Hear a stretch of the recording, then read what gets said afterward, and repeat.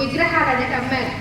అసలు నాకు అప్పటి వరకు హైగ్రీవుడు ఎవరో తెలియదు. యాజ్ ఏ టీచర్ నేను ఒప్పుకుంటాను, హైగ్రీవుడు నాకు తెలియాలి, కానీ నాకు తెలియదు. ఆ రోజు మేడం చెప్తే విన్నాను.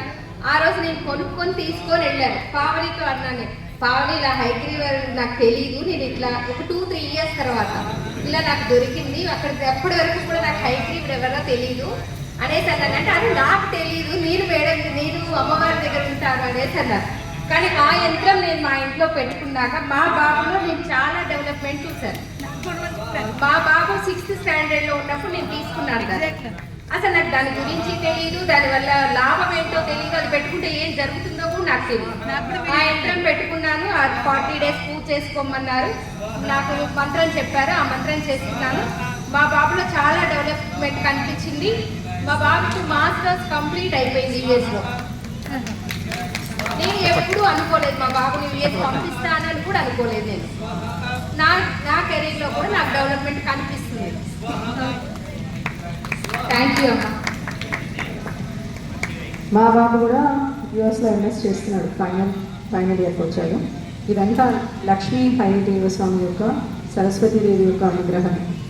మా పాప MBA చదువుతుంది, మా బాబు ఏమో ఎంఎస్ ఫైనల్ ఇయర్కి వచ్చాడు. ఈ మేకి అతనిది మాస్టర్స్ కంప్లీట్ అయిపోతుంది.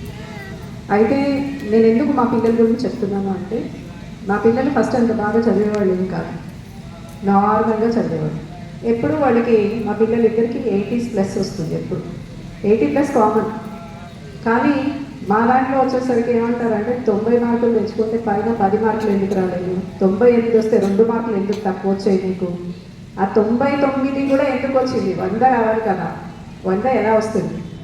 మాకు చిన్నప్పుడు మా నాన్న క్వశ్చన్ చేస్తుంటే నాకు అనిపించేది అన్న, ఏంటి 98 వచ్చినా సాటిస్ఫై అవ్వడు, 99 వచ్చినా సాటిస్ఫై అవ్వడు, అసలు మార్కులే తెచ్చుకోకపోతే బెటర్ ఏమో, ఏమీ తెచ్చుకోకపోతే ఆయన హ్యాపీగా ఉంటుంది. ఎందుకంటే 2 మార్క్స్ తక్కువైనాయి, 3 మార్క్స్ తక్కువైనాయి అని ఆ 3 మార్క్స్ 2 మార్క్స్ మీద క్వశ్చన్స్ లేకపోతే దెబ్బలు తిట్లు ఇలా పడుతూ ఉండేది.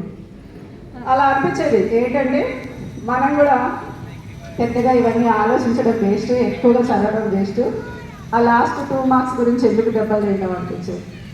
ఇప్పుడంటే పిల్లల్ని మనం కొట్టట్లేము, మా పిల్లల్ని అయితే మేము కొట్టి తిట్టి